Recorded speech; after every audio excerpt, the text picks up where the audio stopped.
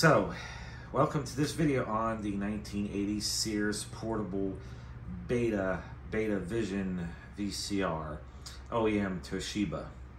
Inserting this here because the events in this video occurred a few months ago. I have since then obtained a parts unit, which means, as you'll see in the video, I was missing the battery cover. Now I have a battery cover. I also have the metal chrome plated clip things that go right there so you can put a shoulder strap on. So this VCR is complete and it can be portable once again. This is a rather long video, but is rather worth the wait. Just to see what happened. This thing was a challenge. And you'll see why. But it was totally worth it. It is a fantastic performer. And who knows? But yeah, here you go. Enjoy. This is the 1980 Sears Betavision VCR, portable VCR that is. And this is a model number 562, so this is indeed made by Toshiba. The Toshiba version, though, is actually from 1979 and is a little bit different than this one, though. The Toshiba version is the model V-8035. Slightly different cosmetics, and it's Beta 2 only, and it can play Beta 1, or in that case, X1 and X2, because it's from 79. That's how they called it originally. This one can do Beta 2 and Beta 3. The old Sears logo. Notice how it's not the Greek letter Beta yet. It's still reminiscent of the U-matic logo. So that dates it pretty much. Does have Beta scan. The controls are purely piano push key mechanical with a bunch of linkages. Now you're gonna say if something's missing, well, you're right. I need to obtain a parts unit in order to remedy this. It was missing this when I got it, and it was missing the battery cover, yet everything else was in place. Somebody was in this before I got it, and there must have been like a squeak or something, because like all the rollers, everything were obviously oiled, and oiled very sloppily. I cleaned all that up. Now, that said, I got this machine originally. The tuner timer was a completely different auction I got it from. And both of these were relatively cheap when I did. What did I have to do to these in order to get them going? I started off with the typical belts and trying to get the mechanical part working fine, and I did. And I'll show that. But it would only play an image for like a few seconds and go blank screen. And at one point, I got it to run for about 5 minutes and then did the blank screen. It was our old friend, the capacitor. Yes, the capacitor. But it's not what you think. It wasn't just, oh, it was a bad cap or two in that particular circuit, which I traced it to. I got curious and started poking around, testing all the other caps. There was only a handful that had high ESR, but the rest were way, way out of tolerance. They went way up in value. So yes, this machine ended up getting a total recap. I plan on keeping it. It was worth it to me. I recapped the whole thing. It did take a while, yes. But oddly, come over to the tuner timer, and I tested its caps, including the filter cap, and they all had the same problem. It must have been a bad batch of caps Toshiba used during this time frame. Remember the 1982 Sears TV? Hello there. Hey, you're Janice, the photographer from that Playboy Hotel Argus. Let me buy you a drink. Oh, well, I think I'd love it. Waiter. Bring me and the young lady here some of them big rum punches, por favor. I got hell for recapping that, you know, like I shotgunned it. No, I didn't shotgun it. The first major problem was the vertical collapsed. I traced it to bad caps in the vertical circuit, but then I continued testing all the caps to find almost every single one was bad in the same manner as this. Except that one had more high ESR than out of tolerance. But I mean, I say out of tolerance, I'm not talking like 21% or something. I'm talking like 30, 40, 50% and up. They're bad. Okay, just did a 20-minute cycle at 50 degrees Celsius, and it got all the old belt residue off. And as well as cleaned the capstan itself, which is completely clean now. And the other belts, I'm making belt soup with it. But seriously, they are all still snug, not stretched, not cracked, not obviously turned to goo. So this will, if there's any shape to them, it'll remove the shape and basically make these belts like brand new. Putting the belts back on. Yeah, in order to get to them, you have to loosen this board, that screw on top, loosen this, that screw right there, and then I could build all that natively, people just don't for some reason. and all the belts back on. Replacement flat belt, which I did have in stock. I bought this is actually a good belt. It was a belt kit I bought like 15 plus years ago, but I keep them in a bin closed up and sealed so they don't go bad, and it's the right size, and it's not messed up like those stupid Chinese belt kits you get that are all over the place in thickness, so it'll be nice and steady. Otherwise, I was getting ready to place an order with turntable needles to get my belts, or belt, because these are still good. All right, just got done servicing the tape transport, cleaning the heads, etc. All the rubber parts are still good.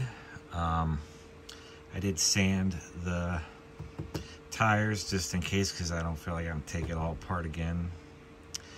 Oh,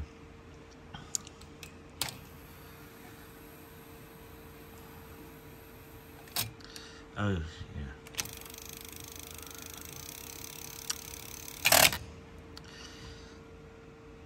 I did have to put a drop of grease here and here, because that, as you'll see, watch the pinch roller as it loads. See how it bumps certain items before it gets to its stopping position. So here's fast forward. And like the early Sonys, it's driven by a head drum motor. Very strong, I can't even stop it. Rewind, very strong, can't stop it. Slack sensor, so let me do a two-handed thing here. There's a solenoid right there, I believe. So yeah, if the old belt turned to goo, the capstan never turned before. Now you can see the pinch roller turning. So that should fix that. So now I'm gonna start reassembling the unit. Well, as soon as I go to the slack sensor, it's gonna dump it. See? And eject. There you go. Before I put the bottom cover on, interesting how it has this whole connector location diagram on it. And here we go underneath. Looks pretty good.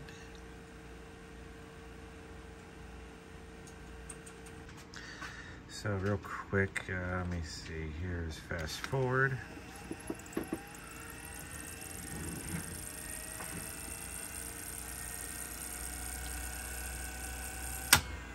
And do rewind.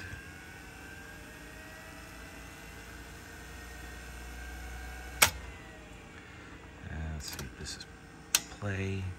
And when you go to pause, it doesn't do anything special. It just stops the capstan, but everything else is still turning. The clutch is enough. It just works very similar to that VCR. However, I'm troubleshooting a problem right now, and that is my video, just some flashes. It originally wasn't doing anything, so I'm thinking maybe a loose connection somewhere. I don't know. I'm working on it. We'll get it going one way or another. Oh yeah, I think I found the whole problem. We had a clogged head. Paper dried already, but yeah, lots of black streaks going on. And it's probably designed to output a blank screen when there's no signal. Now some time has passed. I did replace, I went through and tested all the caps on the video processing board and still had exactly the same problem. And I forget what I was doing, but I had a ceramic cap disconnected from the main luminance IC, and it quit blanking the video, and I saw a video image, and it was 4 images, as in like if you turn the TV's horizontal whole control way off frequency. So being that I'm not used to how this machine would sound, I got close, and yeah, the video head drum was spinning much slower than it should. And then not only that, but when you get a fast forward or rewind search, it kind of started out and then it died. It would stall out. So I am on the servo board now, and there's a buttload of bad caps on this one too. And I can't even finish it now. I had to place an order for a couple projects I'm working on because I ran out of caps. But like this one here's a 220. It's not even giving me a resistance value. I had 2 or 3 so far that have done that to me. It's say in circuit. It's not supposed to say that, so there's something definitely wrong with that cap. I'm gonna check with my regular meter in a minute. And the other common theme is the 47 microfarads are all very bad. Yeah, that's another example. It also says in circuit. And here is a 47 that does read. It's reading 28.59. I still have like 3 or 4 more 47 microfarads that I all marked as bad. I tested them all in circuit first. I think is that one right there in the middle of your screen?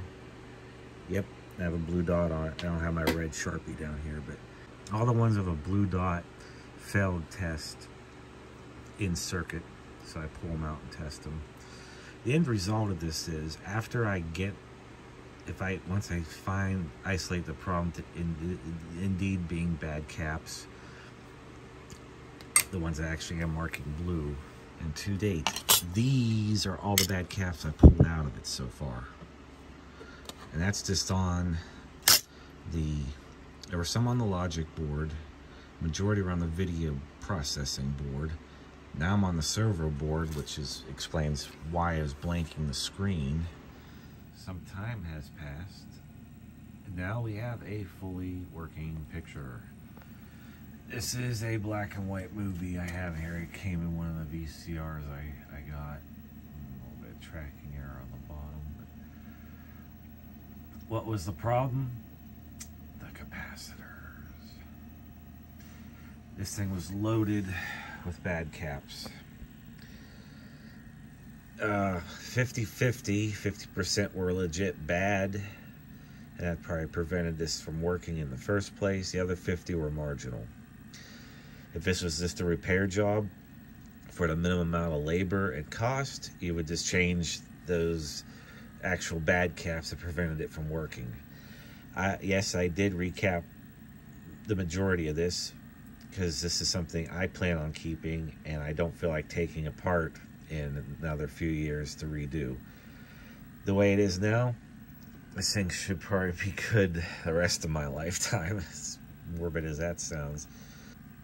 But yeah, I'm just happy it's producing an image now. I was blanking it, is what it was doing, and there was a bunch of bad... And that's why it would sometimes do it, sometimes it wouldn't do, is because there was bad caps on that board. Okay, that's pause. This is a 2-head unit.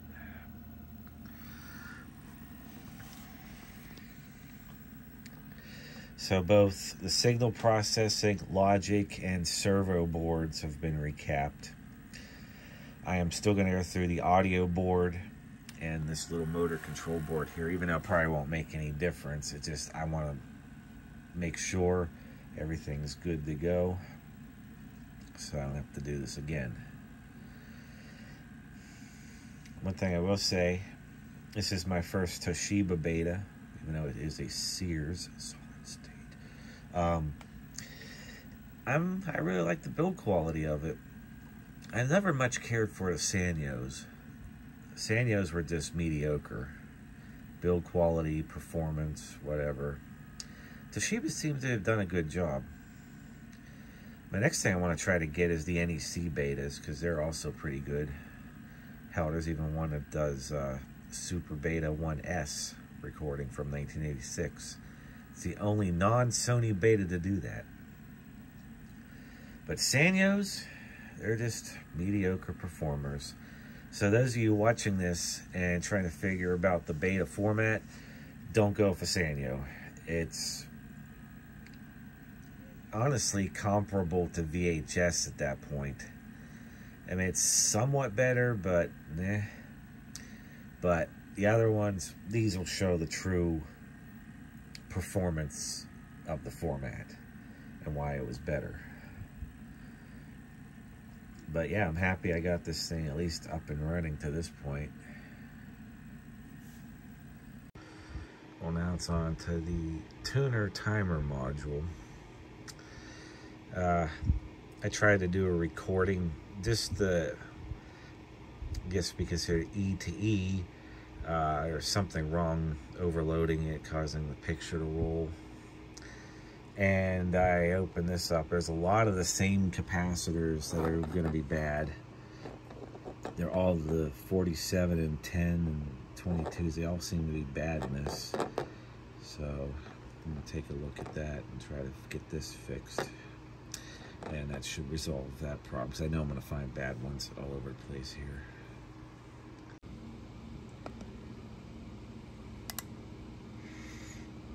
Yeah, it's supposed to be 33 microfarads, not 15. Already off to a bad start. And usually when it says in circuit on a 47, it's not a short, I would say, but there's definitely some heavy leakage going on there. So, yeah, another cap down and another one down. Check this out. That's supposed to be a 10 microfarad.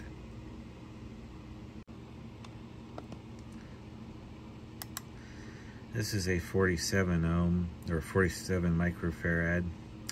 So capacitance looks fine. ESR is about quadruple what it should be, so that's bad. So was the first one I checked. In fact, this ESR is higher. So what I just tested was off the power supply board, and every cap failed. Except one. It was in here somewhere. I think it's that little guy. Yeah, C812. That's a 1 microfarad. That's the only one that checked good. I ran out of 10 microfarad caps, but that one is reading bad too. I have to order more. But yeah, so if I'm changing the majority, I might as well just change that last one in there. If it's the same type, it's those gray Elna caps, for reliability's sake. So this should be interesting. How this power supply, what kind of issues it may have been causing. I mean, like I said, the TV signal was doing all kinds of weird things. Like I couldn't get the lock vertically. It was real twitchy. And when I went to record with the unit, it did not record right at all. So there's something going on. So I'm going to work on these other two boards here and see what I come up with. I'm already on the second board. I pulled out this board here. Looks like it handles all the tuner or inline level IO. But this is a 100. I get that again. And as we continue on, I just hit a bunch of 3.3s, reading 4.2.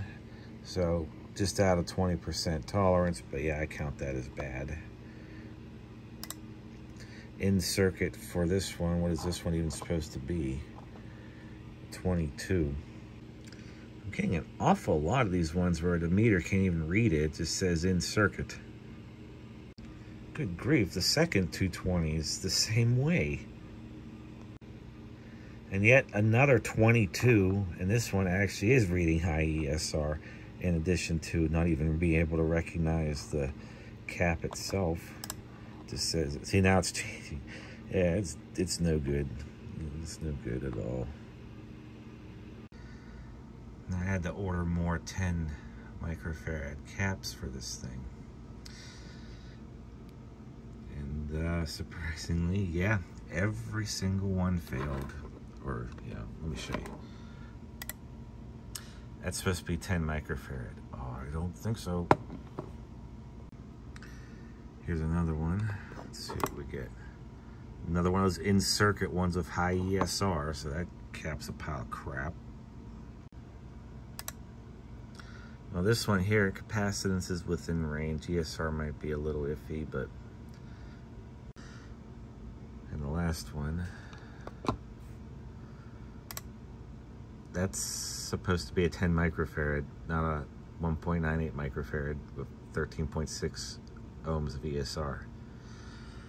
Fail. All right, the power supply tuner timer has been recapped, and it was actually far worse than the VCR itself. Even the filter cap was bad. So, I'm just reassembling it right now, and we will see what happens. Well, that's the tuner timer outputting a nice stable picture now. Before it was rolling vertically, even losing horizontal sync. It was just going nuts. So now it does record now, but there's still a slight issue, and it looks like it might just need an adjustment on the servo board in the back. And I do have the service manual for this, so it may be the last step, but playback is perfect. So playback is 100%. It's just recording. For example, let me rewind here. That's, see, I press stop or put in record. That's the E to E mode.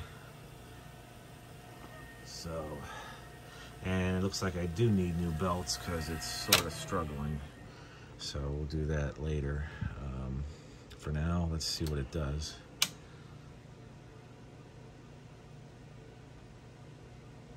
Yeah, there we go.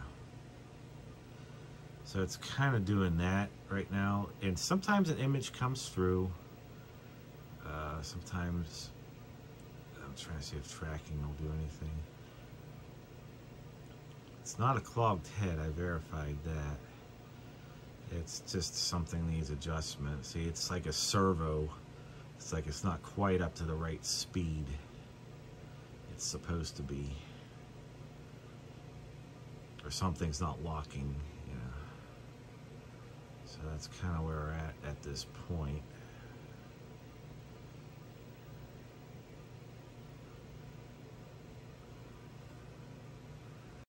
So yeah, when you press just record, and I have it running through the line level outputs, that's when it turns on E to E mode. So watch off, press it. See, it's not recording yet, but it turns that on so you get a signal out. And I just press and hold. And so yeah, I just got to work out this last little problem now with the servo, and it's more likely just an adjustment. Because it's definitely not caps now. This thing was just loaded with bad caps. So, after fully recapping the tuner timer, that was the worst one of all. And the one thing I didn't mention, these came from 2 separate auctions. So these weren't the original matched pair. I mean, everything's correct. I'm just saying these weren't the... So even though they're like 2 separate environments all these years. And so that's going to be my advice, is when you get one of these, just expect to do a full recap. It's not going to be 1 or 2. It's the majority. And so far things are looking really good. I had to go through, it played back perfectly, but it did not record. And it turns out I had to do a lot of adjustments. Like I said, I have the service manual, need an oscilloscope, a DMM, and just follow it through step by step. I got it to the point now where, see, I again failed to record stuff. When you recorded, it was just a scrambled mess. Like, it was like a lack of horizontal hold is the best way to describe it. But it was way, way over modulated. And I think the actual culprit may have been the FM carrier adjustment right here. Because that was supposed to be like 3 volts and I was getting like 8 or 9 volts off the test point. But either way, it's almost there, but we still have adjustments to do. I'll play back what I recorded last night briefly. Let me see, I gotta go back in the play mode.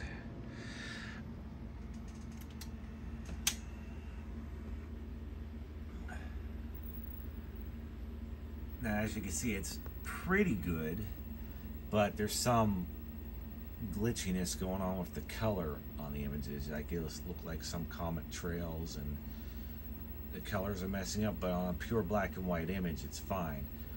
So it's almost there. I just have to do the color setup on the recording and it should be good to go. In fact, I might be able to show you what it was doing. Hang on. Let's fast forward on this thing.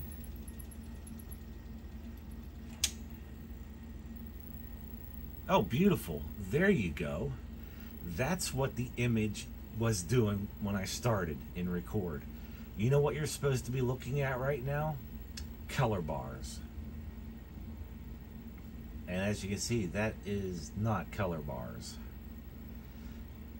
Now, let me just fast forward through this.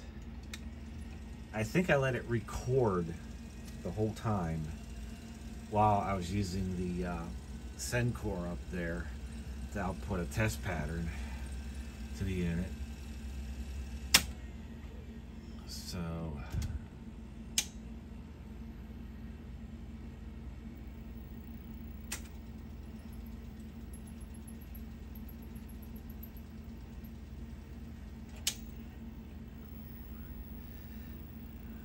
if I was recording off TV, only occasionally would the image stabilize, but it was full of comet trails and overloading.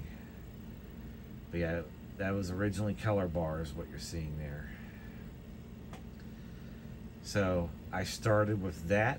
The playback was fine, but I started with that for recording and got the image you saw at the beginning of the tape with a little bit of problem. So now I'm going to be adjusting the color. So I gotta get the service manual out. So I can at least show you what I worked on yesterday. Most of it was just an oscilloscope and some of a digital voltmeter. But again, the whole server board was a mess. So I got that done. Head switching position.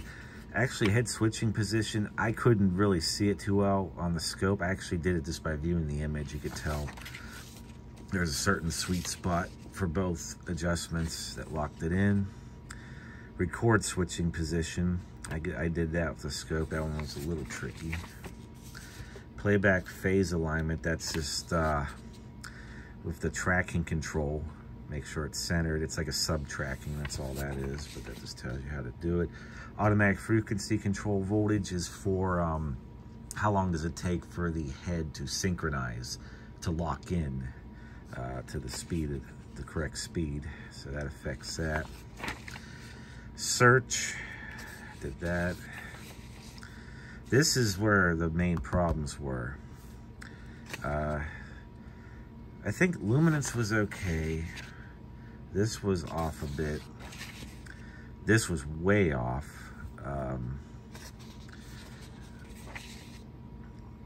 Let's see. That was way off too. White clip was pretty much right where it needed to be. FM carrier frequency was way off. There, see where it says 3.81 megahertz? I was reading 8 or 9 megahertz. And that's probably what screwed it up on recording. Y recording current, I think that was right where it should have been. E to E output level was correct already. I checked it anyways. Sync AGC, I did that. I think that was dead on anyways. Let's see, peak AGC, I got that 2.1 volts peak to peak. I don't have the test tape, so I can't test these right here, but on playback it is playing correctly. Dropout compensator level, didn't touch that. Playback, Y signal level, I don't have the test tape, but all that appears to be correct. But if it involves, does it say record and play?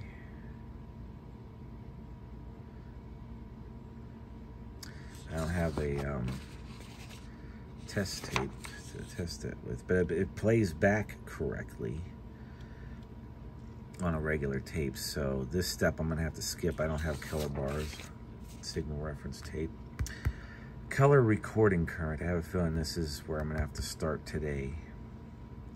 Maybe I'll try to record what's going on. When you saw the video, it was hard to tell, but it had some weird lines like overmodulation noise on the color part of the image. Color record current is supposed to be 0.38 volts peak to peak, reading like 0.32 maybe. I adjusted the horizontal timing, but you see what I'm saying. It's on a 0.1 scale. So now it's about 3.8 or 0.38 volts peak to peak as it is requesting. 4.27 megahertz carrier level. It's supposed to be 0.3 volts peak to peak. It's just under that. Adjusting with this transformer here. Let's see what we can do. And I got it to, this is all it wants to do, so it's just under where it's supposed to be, but that's as close as I could get it. Okay, it is finally fixed. I went through the color adjustment procedures and it's fine, but let me show you something.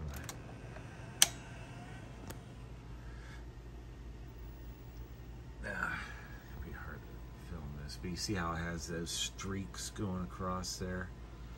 That's beta 2.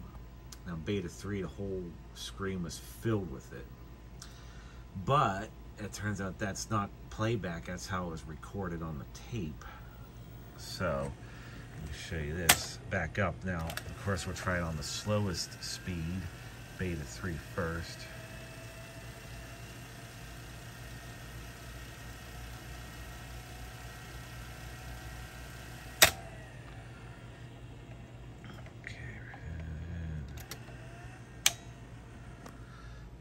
For it to get past all the erasings at the beginning.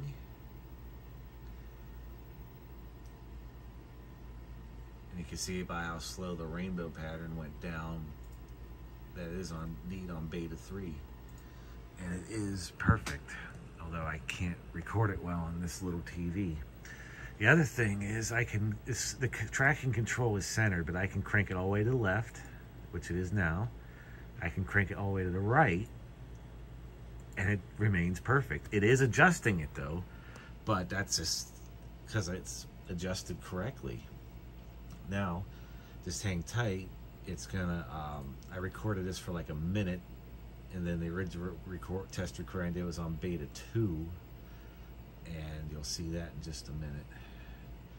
But this is good because that means now we can reassemble and finally get this put back together.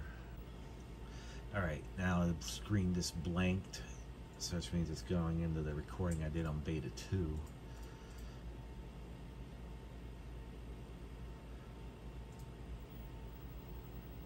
And it is perfect, as you can see.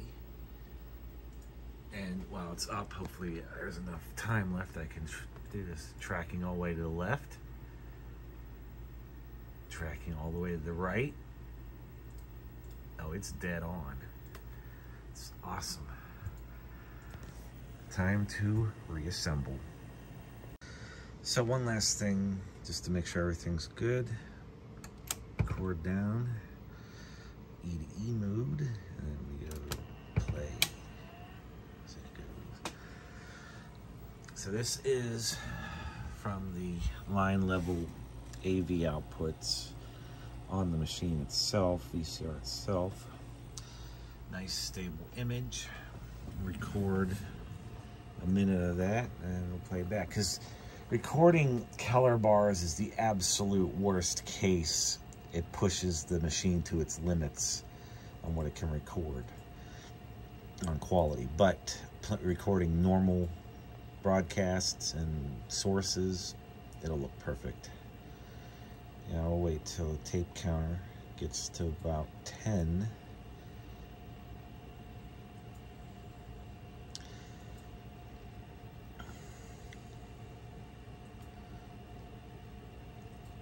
All right.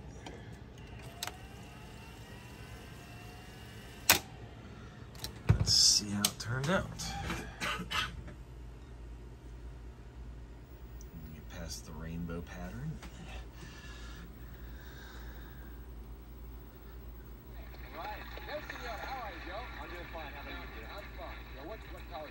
UCLA. All right, UCLA Bruin.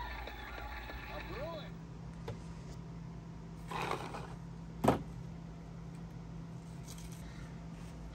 47th week of 1980.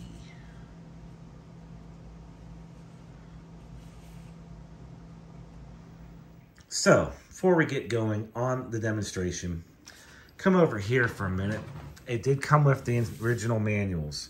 Yes, it has the camera manual. I'm trying to get this. There was one on eBay when I first got this, but due to how our future is, shipping from Oklahoma was $70 and the unit was like 20 bucks. I'm like, no, I have to find another one. So I'll just keep an eye out. I want to get the exact model number, despite I know any other one would probably work with it, but I want to get the exact one it came with. And if you pay attention, the model number is a 934. 934 during this time frame, emphasizing during this time frame, was Hitachi.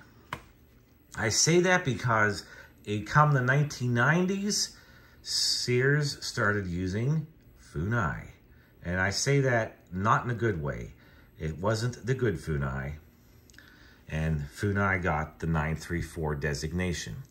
Why do I keep saying the not so good Funai? These were tanks. They performed well. I've done videos on it. And Funai made really kick-ass boom boxes. Just let me say that. Very, very well made. Extremely well performing. Oh yeah, and oddly, this was stuck in the manuals with it. RCA Select Division. That's a Panasonic. I have the Sylvania version of this one. I have yet to restore it. It's coming. It'll get restored. Even has a quick sheet in mint condition. Printed in Japan. And just really quick, some brief things in the manual here.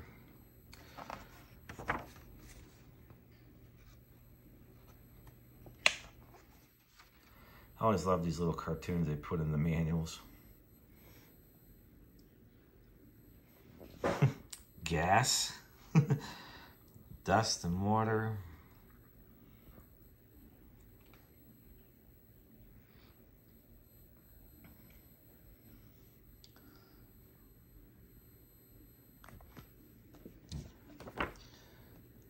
kitty cat. Make it sharp.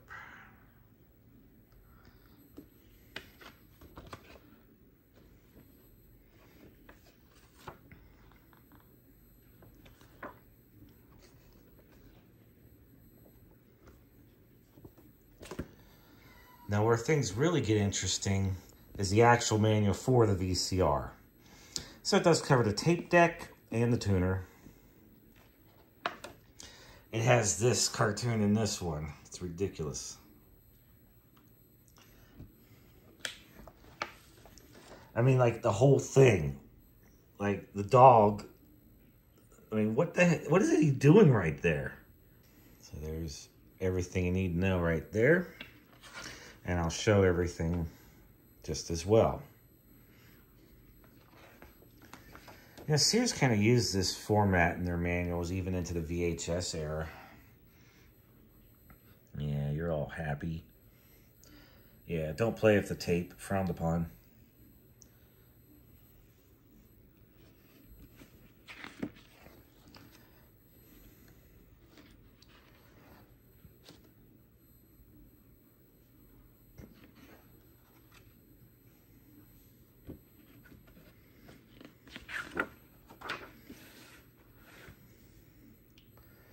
I like how they even showed a Toshiba Sears TV. Well, duh, it's a Toshiba machine. Why am I saying that? Tracking adjustment. Whoa.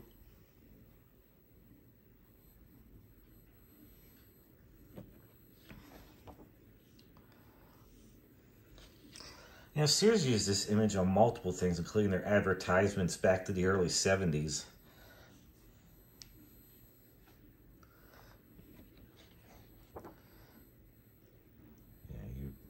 Battery pack.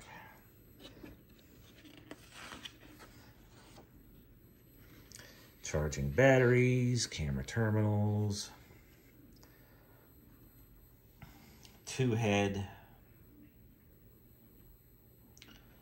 21 pounds, so it is a tank. There you go. Horizontal resolution, more than 250 lines. That's horizontal, not vertical. Vertical is still 525.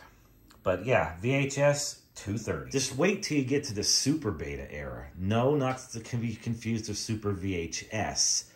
But the equivalent, not equivalent, but VHS's answer was HQ. Super Beta, just obliterated VHS right there altogether.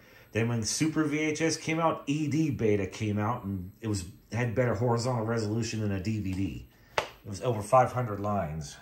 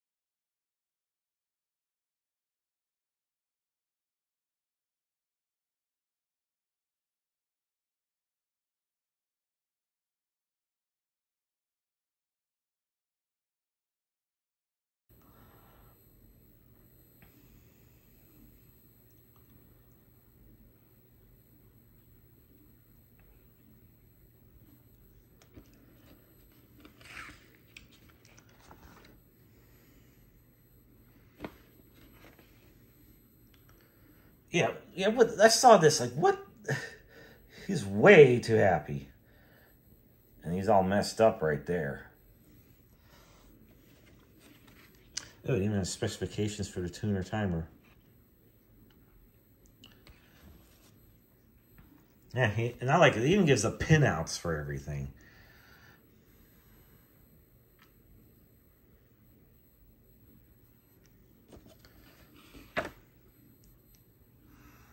Yeah, so up front it's a standard LED display and rotary tuner.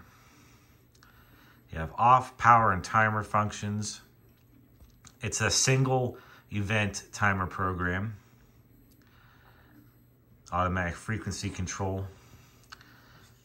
Turn power on. Even lights up which dial is active.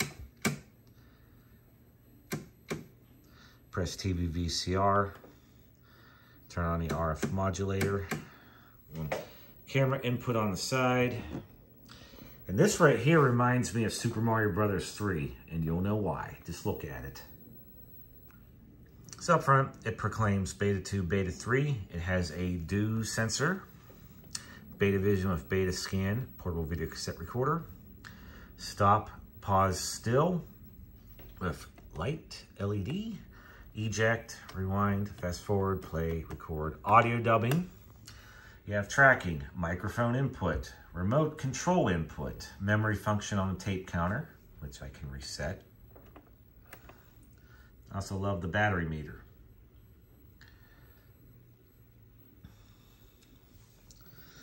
And this bar here, it's not dampened or anything, it just pops right open. And as you can see, if I could get in there, you can see it's just a 2-piece head drum.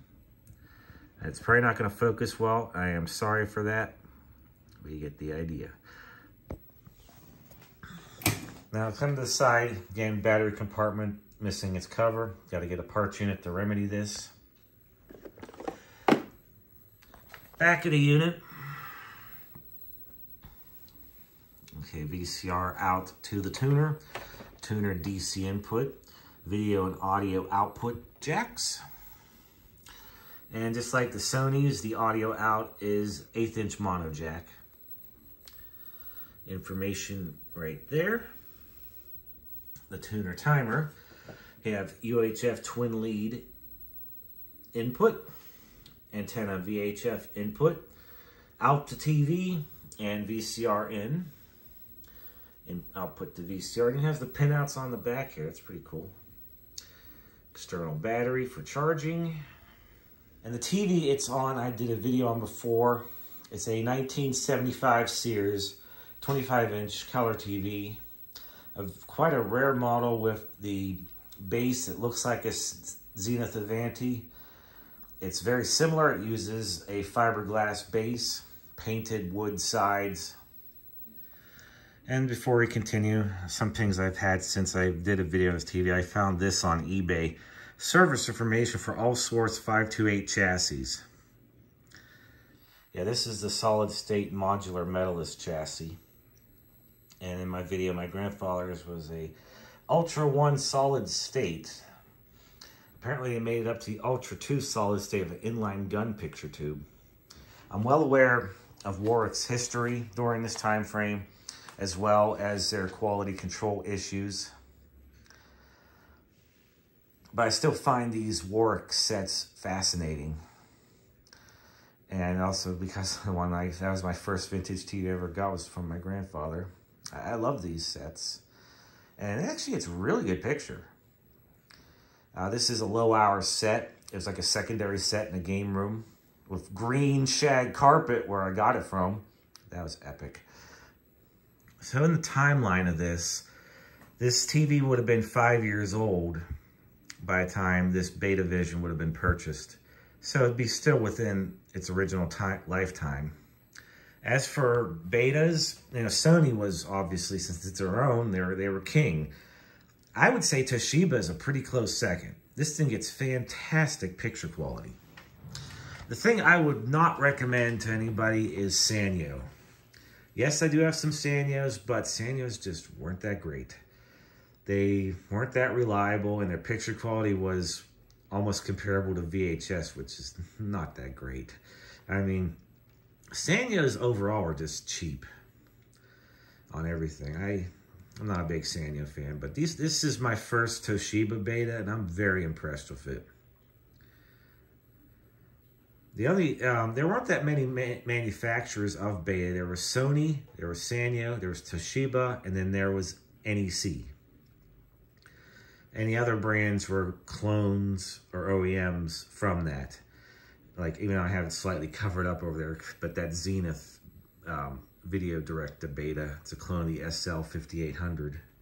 So what can I play on this? We're at the thrift store, Goodwill by the pound.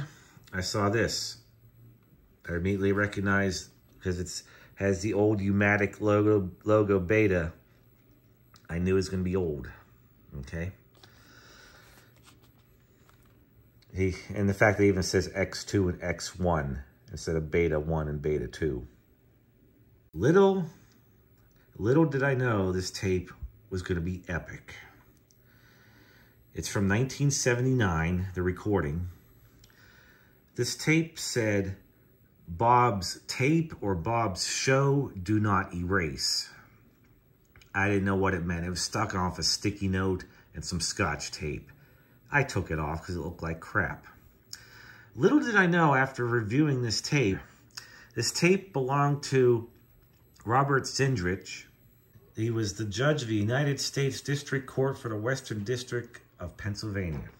And he was on Eyewitness Newscasters, which in turn ended up having that epic theme song that I found out what it was and started using it as my theme song because it was just so cool. The theme song was called Harlem Clavinet by J.J. Johnson. And it just seems so out of place. Like they're talking about the organized crime, mafia. Anyways, they were talking all serious. And then they showed the Eyewitness Newscasters and that obvious 70s diagonal funky colors all the place, and that theme started playing. That just totally made my night. If not, I don't know, it just, wow. This one guy turned when it was playing on this TV, this coming out the speaker, he turned my audio from that into a remix, a mashup. Yo, that girl they call Roxanne, she's all stuck on water, you see that? Cause you wouldn't give a guy like me no rap, and she was walking down the streets. So, but what makes it even more special, you see, on YouTube, there's plenty of people that have, commercials uploaded from 70s, 80s, and, probably other decades, 90s, sometimes, some 60s commercials and stuff. It's more special when you have the original tape. Yes, I have it archived from this. The tape is physically in good shape. It was obviously stored improperly, so there's a lot of dropouts, tracking errors, etc. If this was digital, it wouldn't play at all. I was able to recover it. It is on YouTube, the commercials, but not all of the content on this tape. So I figured this is perfect. TV's from 75. This is from 1980. Here's a 1979 tape. So yeah, Mr. Robert Sindrich, I have your tape. This is the next day I had to do a retake. Couple of things I didn't notice when I first restored it versus now, because I never really had a chance to use it. The video head drum exit guide was a bit off, and I blamed it on this tape. It was not this tape. And it actually took like a full half turn, maybe 3/4 turn, and then it locked right in. It got rid of that tracking bar that wouldn't go away at the bottom of the screen. And another thing I didn't do was the ACE head azimuth. Turns out it was quite a bit off because I played a tape that I know had very good frequency response and it sounded muffled. Did that and it really brought it to life. This thing has really good linear audio, especially this tape. It's even better than the version I put up on YouTube of the 1979 commercials. It's tempting to re-upload it because of this, because I use this machine for it, because it sounds fantastic now. Very loud, very clear. So let's get started.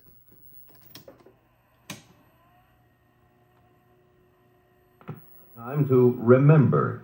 That time is coming up on this Sunday morning.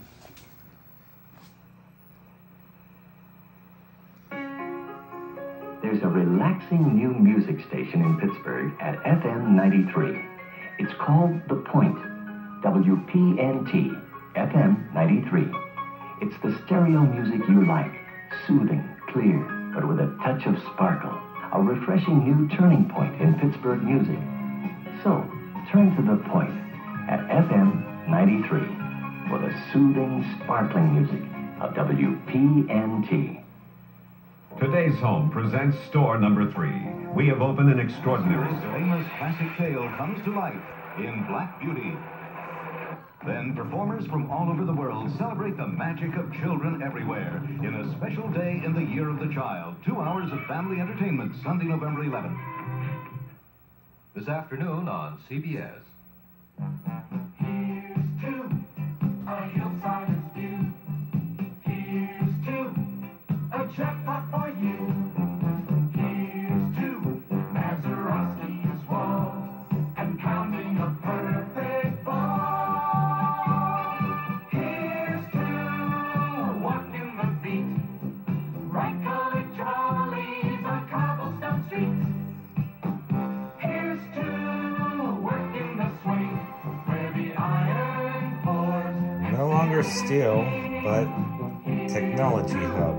Our Super Bowl team, the funk and the muscle that built us a dream. Two together as one, we'll get the job done. Whatever we do, it takes two. Here's to you. If you're looking for an alternative to public high school, call the McKee Place School today. 681-9372. Chopper 2 stays on top of the news in East Liberty. Hello, I'm Charles Bosworth, and welcome to another edition of Eyewitness Newsmaker International Airport. U.S. Attorney Robert Sindrich says the victim, Joseph DeMarco, was the subject of a grand jury investigation of massage parlors. Today on Eyewitness Newsmakers, Mr. Sindrich will talk about his office's fight to control organized crime in western Pennsylvania.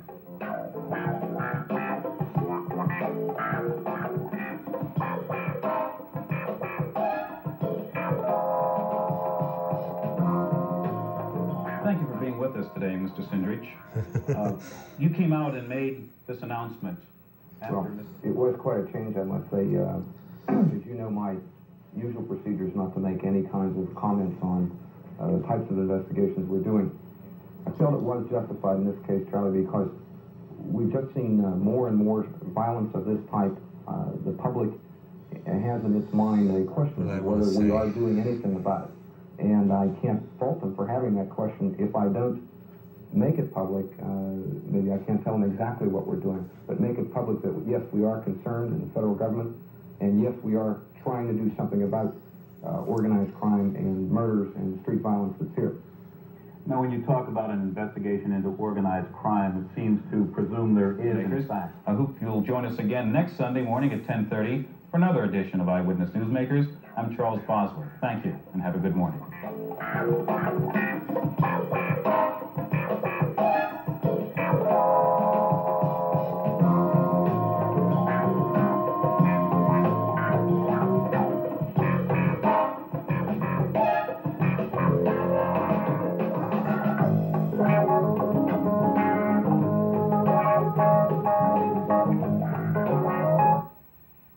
Fix up your home without wrecking your budget?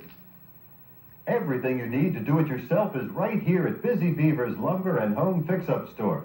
We have Armstrong ceilings and Georgia Pacific paneling, Stanley hand tools and Black & Decker power tools. Everything you need, including free expert advice. Busy Beaver Do-It-Yourself Centers. We'll show you how it's done. This week, Georgia Pacific pre-finished paneling bungalow series, just $369 a sheet at Busy Beaver. Yeah. Original airing right here. Want my Coke? No, no. Really, you can have it. Okay. Thanks. That's the way it should be. I'd like to see you and the whole world smiling with me. Coca-Cola has right. Have a Coke in it. Wow. Thanks, Joe. If you think that's That's a rare catch. Wait till you see all the deals you can grab at Wonder. Super specials on all color TVs. Catch it all this fall at Wonder. See AccuWeather on Eyewitness News tonight on TV2. TCS Sports presents the Penn State Football Show. The only good thing about this is the intro. Disco influenced. Gotta love the late 70s.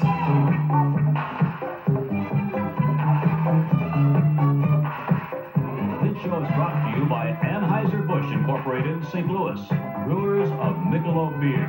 Weekends were made for Michelob. And by your 120,000 Westinghouse employees who make products that help conserve energy by using it efficiently. And by Dailies. Dailies products are made with natural fruit juices and a bonus of vitamin C. Compare the quality and the price. You'll buy Dailies. Today, it's the Penn Enough State of that. Company line. Yeah, right after that, it went to an empty part of the tape, and it blanked the screen. That's what it was doing, but it wasn't coming back.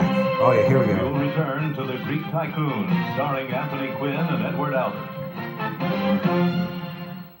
Sunday, the best-selling novel becomes a major... So the linear audio on this is it's at the proper level, and it's punchy, and it's very clear, okay? That's why I love these. The older VCR seemed to do really good on linear audio. And by the time machines started having hi-fi audio, they kind of skimped on the linear audio. But the movie that's playing now, The Greek Tycoon, there's this one scene it's playing.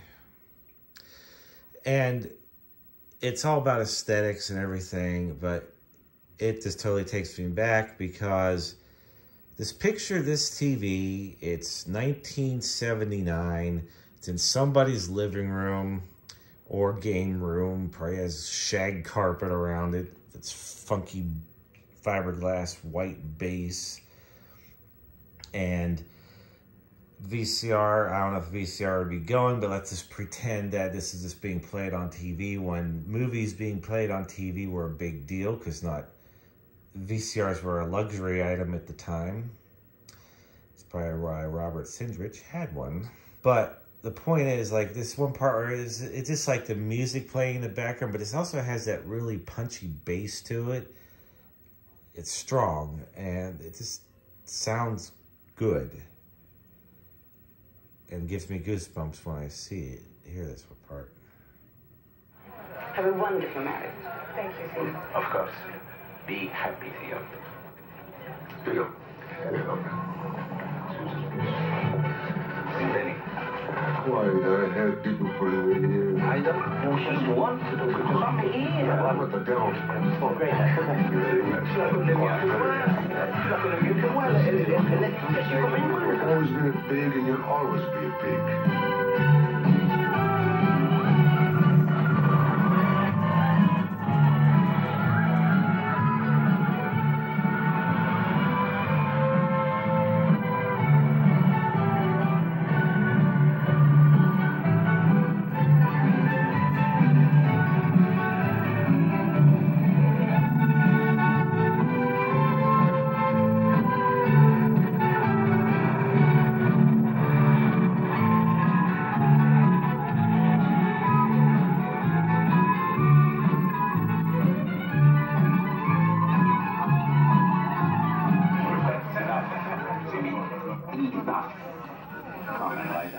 See the battery meter as the machine goes into stop.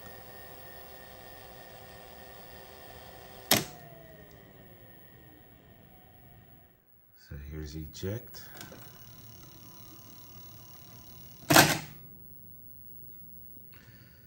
Now right here is a recording of mine originally recorded on our Sanyo Betacord 4400 back in 1985 on Beta 3.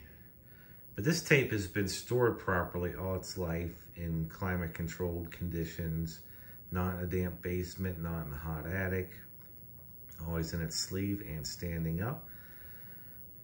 This recording is 38 years old as of 2023. I believe it was recorded June of 1985. and it still plays perfectly. And the funny thing is, yes, it is that Filmation version of the Tom and Jerry comedy show. Yeah, I know, but my recording here, the colors are so much better because, like, I'll give an example. In the early 2000s, Boomerang aired this on there, and their colors are all washed out and pale, and mine's still colorful on a home recording. So goes to show you, proper storage means a lot. So this one I just put tracking back in the middle. It's just that one tape. Blank screen because it was recorded over with movies off HBO. I found this by mistake, and I was so happy I did. I've done it! I've created the perfect robot dog! What strength! What power! Wait till I tell Dr. Frankenstein.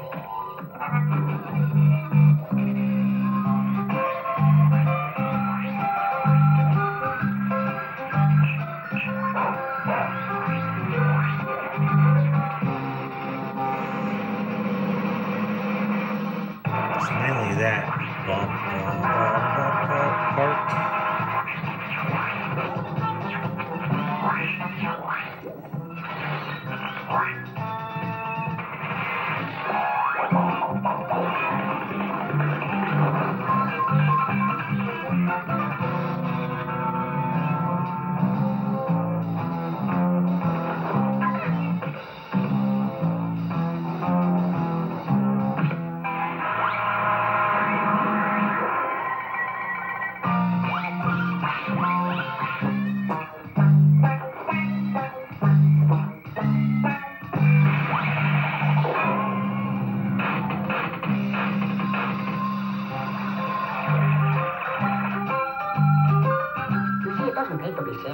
We can share this house together.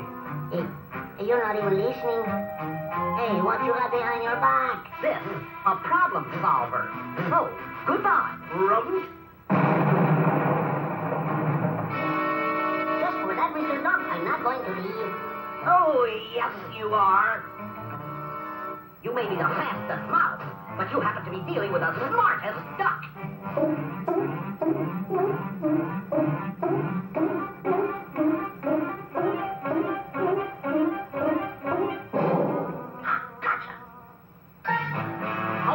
Out you come.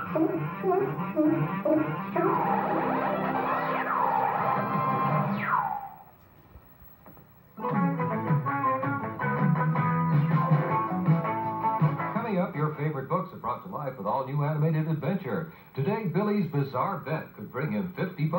Bob Keeshan hosts the fun with How to Eat Fried Worms on CBS Story Break. Next.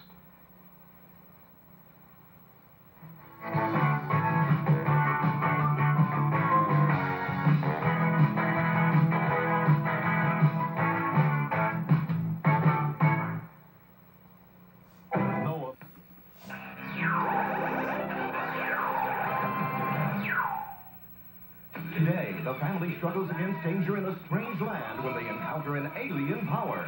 You gotta help us, Eagle! Journey to the land of the lost. Today. This is CBS. If you could talk to the animals, all SeaWorld animals, think of all the things that you could say. Speak to dolphin, or anemone, cockatoo, or manatee, beluga, ruddy duck, or ray. If you could bird with our salty friends, all SeaWorld salty friends, think of the amazing ballyhoo. So come dance with the animals, smooch with the animals, walk and talk to all SeaWorld animals, and let them talk to you. Yes! Say yes to the pirates. Sunday, June 30th. The Roadrunner.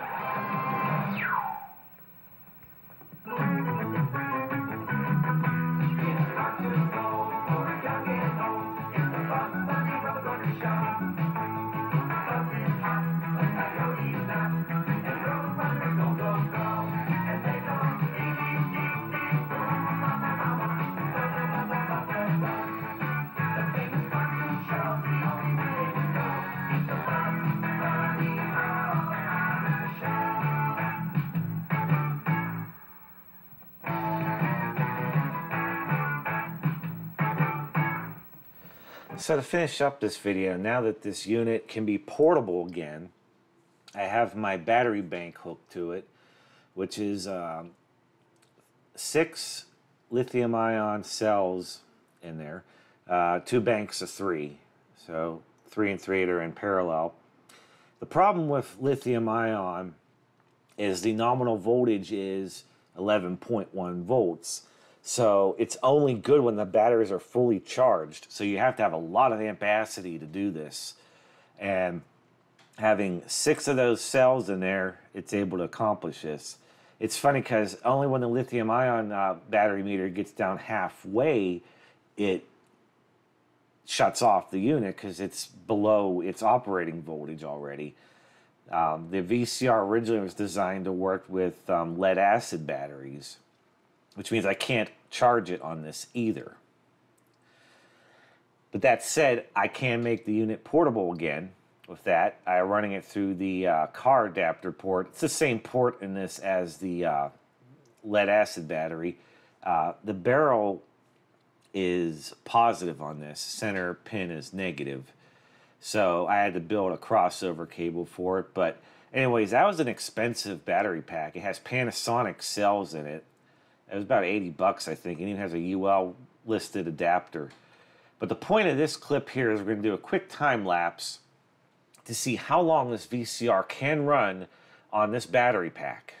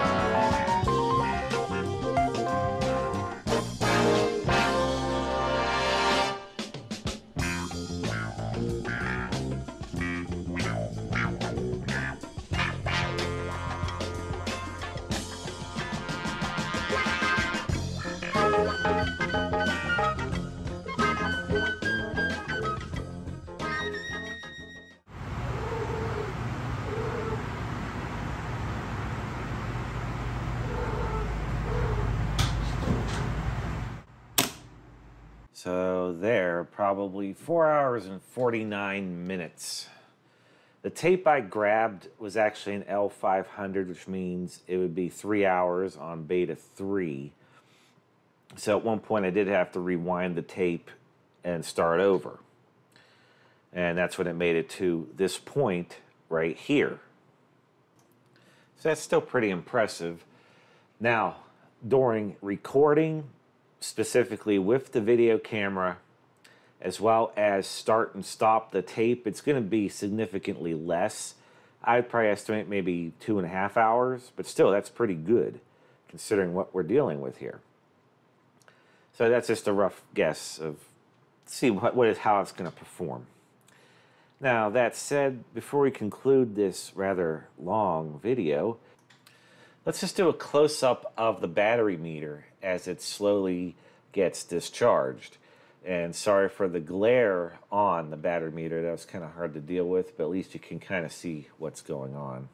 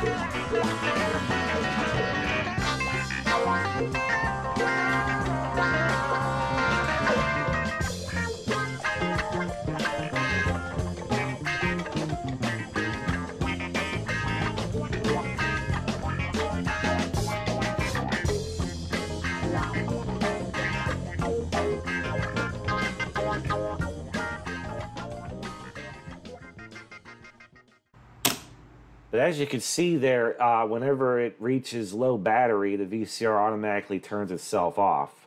And in this case, it's right when the needle on the battery meter leaves the green section. It just dumps it. So that's kind of what happened right there.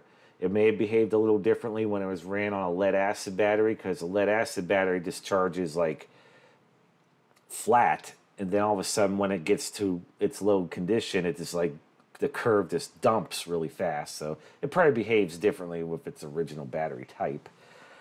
But that said, thanks for watching this rather lengthy but informative video on the restoration and demonstration of the 1980 Sears Betavision portable video cassette recorder and matching tuner timer. There'll probably be a part 2 of this video once I obtain the matching video camera. Probably do more tests of it then. So till then, thanks for watching.